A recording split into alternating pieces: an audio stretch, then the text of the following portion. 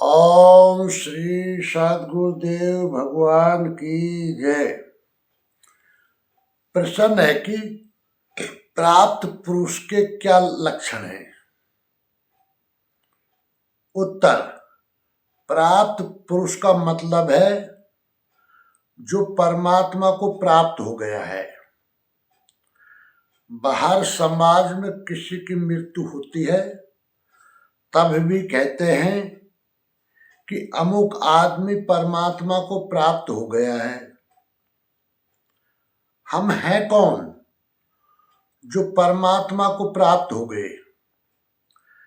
अगर हम शरीर हैं तो उसका क्रियाक्रम कर उसे अग्नि, जमीन या जल में प्रवाहित करके हम लोगों ने यही नष्ट कर दिया।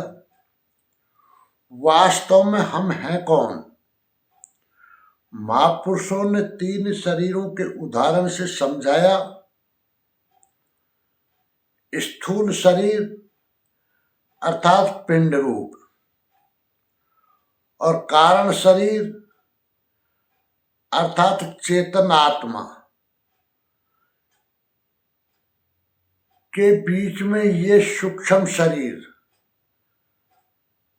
अर्थात मन की वृत्ति रूपी गांठ है जो मिथ्या है। यही अच्छा या बुरा कराती है, जन्म मरण का कारण है। ये मन की वृत्ति साधना अर्थात भजन से जब मिट जाती है अर्थात गांठ मिट जाती है तो शरीर का अर्थात जन्म मरण का कारण समाप्त, शरीर धारण करने का कारण समाप्त और हम जो हैं चेतनात्मा वह अपने मूल उद्गम परमात्मा को प्राप्त हो जाती है। उसी को प्राप्त पुरुष कहते हैं। अब श्री कृष्ण प्राप्त पुरुष के लक्षण गीता 13/29 में बताते हैं। प्रकृतेव च कर्माणि क्रियमाणानि सर्वशः ये पश्यति तथात्मानं अकर्तारं स पश्यति। गीता 13/29। जो पुरुष संपूर्ण कर्मों को सब प्रकार से प्रकृति के द्वारा ही किया जाता देखता है अर्थात जब तक प्रकृति है तभी तक कर्मों का होना देखता है,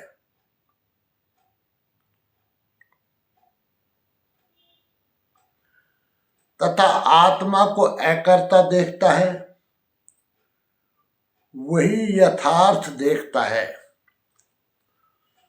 गीता 13/30 में श्री कृष्ण कहते हैं, यदा भूत पृथक भावम एकस्थमनु पश्यति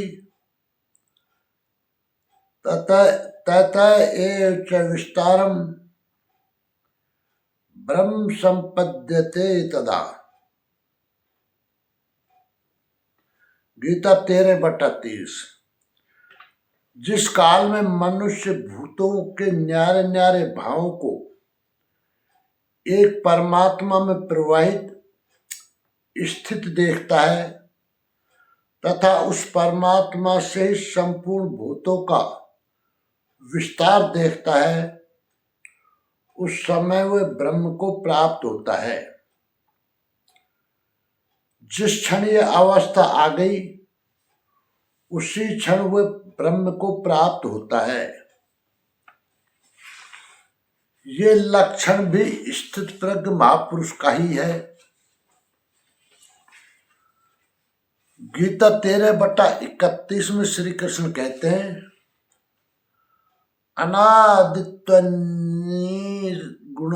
गुणत्वात् परमात्माए मैं शरीरस्थोपि कौन्ते न करोति न लिप्यते। गीता 13/31। कौन्ते, अनादि होने से और गुणातीत होने से ये अविनाशी परमात्मा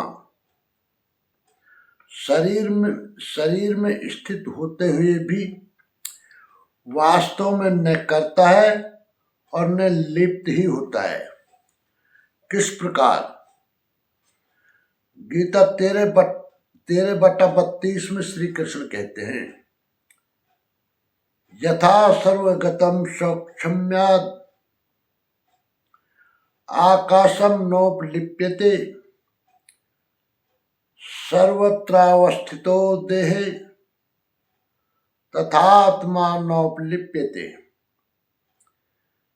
गीता 13/32।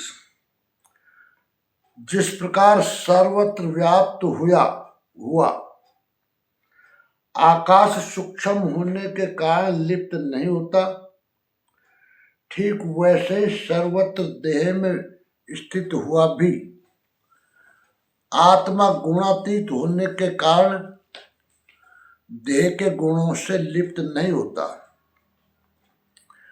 आगे गीता 13/33 में श्री कृष्ण कहते हैं, यथा प्रकाश यत्येक कृष्णम लोकमिमं रवि क्षेत्रम क्षेत्री तथा कृष्णम प्रकाशयति भारत। गीता 13/33। अर्जुन, जिस प्रकार एक ही सूर्य संपूर्ण ब्रह्मांड को प्रकाशित करता है, उसी प्रकार एक ही आत्मा संपूर्ण क्षेत्र को प्रकाशित करता है। अंत में गीता 13/34 में श्री कृष्ण निर्णय देते हैं, क्षेत्र क्षेत्रज्ञ योरेवम अंतरम ज्ञान चक्षुषा भूत प्रकृति मोक्षम च ये विदुर्यान्ति ते परम। गीता 13/34।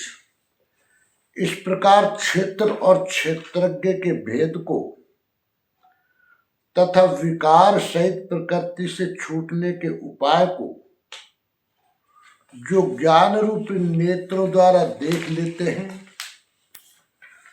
वे महात्मा जन पर ब्रह्म परमात्मा को प्राप्त होते हैं। अर्थात क्षेत्रज्ञ को देखने की आंख ज्ञान है और ज्ञान का साक्षात्कार ही पर्याय है।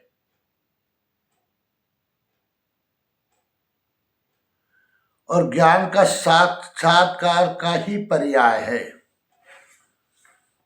निष्कर्ष यह है कि प्राप्त महापुरुष सभी कर्मों को प्रकृति के द्वारा होना देखता है। प्रकृति है तभी तक कर्म होना देखता है। आत्मा को अकर्ता देखता है। भूतों के न्यारे न्यारे भावों को एक परमात्मा में प्रवाहित देखता है तथा परमात्मा से ही संपूर्ण भूतों का विस्तार देखता है। अनादि व गुणातीत होने से अविनाशी परमात्मा शरीर में स्थित होते हुए भी न करता है और न लिप्त ही होता है। जिस प्रकार आकाश सर्वत्र होते हुए भी लिप्त नहीं होता, ऐसे ही देह में सर्वत्र स्थित होते हुए भी आत्मा गुणातीत होने के कारण गुणों से लिप्त नहीं होता। जिस प्रकार एक ही सूर्य संपूर्ण ब्रह्मांड को प्रकाशित करता है, उसी प्रकार आत्मा संपूर्ण क्षेत्र को प्रकाशित करता है। प्रश्न पूरा हुआ। संपूर्ण जानकारी के लिए देखें परम पूज्य योगेश्वर स्वामी श्री अड़गड़ानंद जी महाराज की व्याख्या यथार्थ गीता। ओम श्री सद्गुरुदेव भगवान की जय।